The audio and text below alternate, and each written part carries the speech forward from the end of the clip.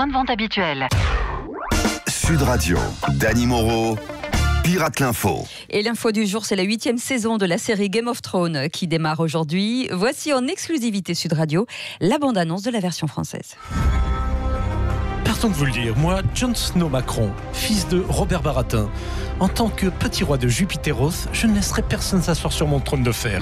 Et croyez-moi, après avoir fauté avec ma tante, je n'attendrai pas 8 saisons pour coucher avec ma mère Brigitte. Voilà. Et vous n'avez pas peur des marcheurs blancs? Écoutez-moi, Lady Cersei Cécile, il y a pire que les marcheurs blancs, ce sont les marcheurs jaunes. Des zombies avec l'œil qui tombe qui veulent mettre en péril mon royaume. Toutes les semaines, ils montent vers le nord à la capitale, mais ils vont se heurter au mur de glace, parce que j'ai gelé les salaires et le pouvoir d'achat comme jamais. Et Marine Le Pen, mais qu'est-ce que vous faites avec ces dragons-là? Prosternez-vous, madame. Ouais, en tant que reine de la maison Le Pen, moi, Daenerys Marine, je suis aussi prétendante au trône de fer. N'oubliez pas que c'est moi, la mère des dragons. Et moi, Marine, je suis ton père, n'est-ce pas?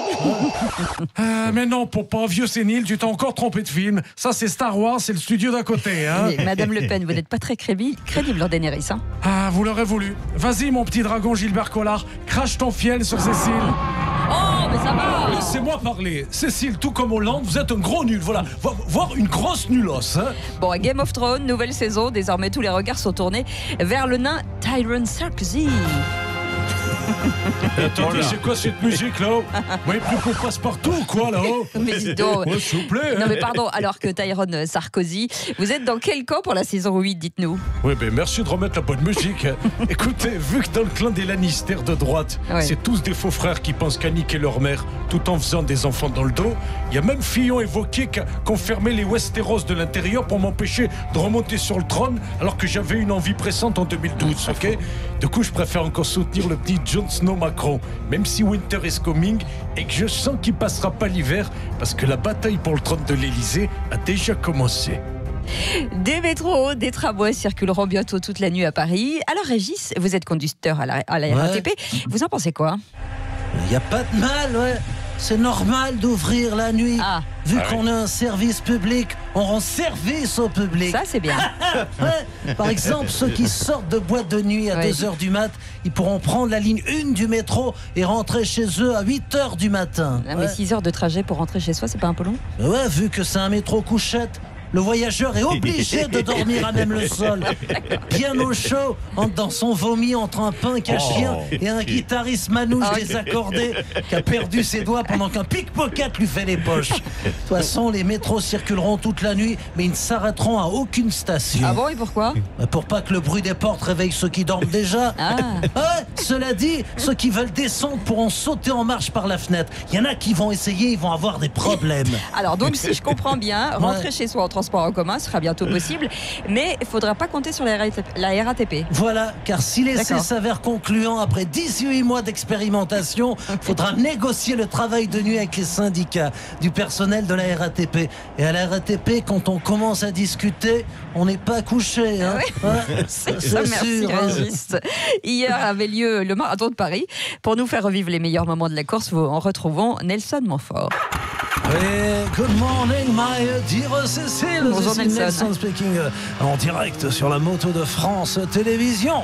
Nelson, donc une fois de plus, ce sont les Kenyans qui ont dominé la course. Tout à fait, même si on a assisté à une belle performance du président soudanais Omar al-Béchir qui a couru very speed car il était poursuivi par tout un peuple avec des machettes. Mais dites-moi Nelson, ce n'est pas la championne, la Clémence Calvin, qui court devant? Pas du tout, je suis Dominique de Villepin, le Hugo Bogos de la politique. C'est les cheveux qui font ça. En véritable accro du sport, je ne rate jamais une occasion de montrer mon corps d'athlète en action. Je viens d'ailleurs de doubler Benjamin Griveaux, qui a tenté d'écraser en Vélib Mounir Majoubi. Et encore, on parle pas de Rachida Daki, qui s'en met plein les narines. C'est pour ça qu'elle a les joues gonflées comme un hamster. C'est le retour de Montel. Désolé, ceci bataille believe que Patrick Montel s'est glissé dans les sacoches de ma moto à l'issue de mon plein gré. Non, mais calmez-vous, Patrick. Sinon, on va être encore obligé de vous faire une piqûre. Ouais, ben j'espère que la picouse, c'est de la bonne, hein, parce que moi, que je puisse planer à 6 mètres comme Renaud Lavillenie. Hein.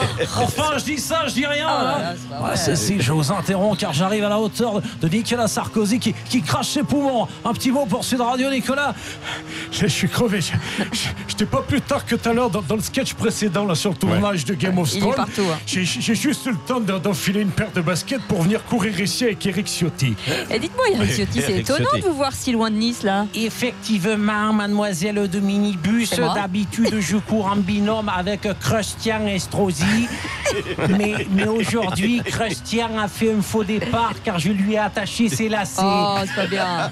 Alors, je fais un tour d'échauffement avant les municipales, mais j'ai peur d'être contrôlé positif à la pissaladière.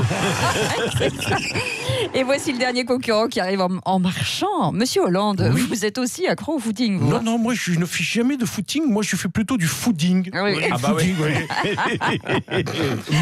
manger un maximum de choses en un minimum de temps. Ah ouais, d'accord. Je suis champion là-dessus, je peux dire. Fort, oui. Et ça se voit d'ailleurs. Et on termine avec le mot de la foi de Gad Elmaleh. Bonsoir, je suis très ému par ce comique anglais qui est mort sur scène. Vous avez vu d'une crise cardiaque. Là. Le public riait, croyant que c'était un sketch. Ça m'a tellement touché que je me suis dit qu'il fallait faire quelque chose. Comme lui rendre hommage ce matin. Non, comme lui piquer son idée pour la refaire dans mon prochain spectacle. Non, mais vous n'allez pas plagier un humoriste mort d'une crise cardiaque. Quand même. Ça va, si c'est pas du plagiat. La mort, elle appartient à tout le monde. Hein. Quand Coluche, il est décédé, on l'a pas accusé de plagier Louis de Funès. Hein. Attends. Et puis, la crise cardiaque, il est jamais très loin de la crise des rires. La crise des rires, c'est quand tu pompes des vannes. La crise cardiaque, c'est quand ton cœur, il pompe plus rien du tout. Hein. Et elle est de vous, cette phrase-là? Non, je l'ai piqué sur Doctissimo. Dany Moreau qui pirate l'info qu'on retrouve bien sûr en podcast sur sudradio.fr. Il est 8h27. À demain, Dany.